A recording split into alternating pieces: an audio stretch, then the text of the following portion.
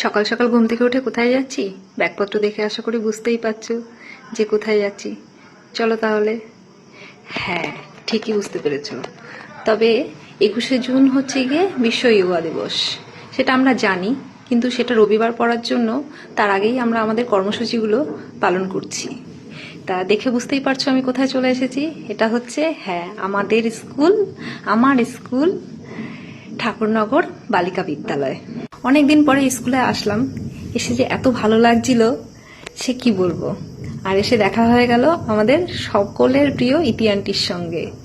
এতটা ভালোবাসা পাবো এত বছর পরে এসেও সেটা ভাবতে পারিনি। তারপর স্কুলের সমস্ত ছাত্রছাত্রীরা আর দিদিমণিরা সবাই মিলে আমরা যোগা করলাম।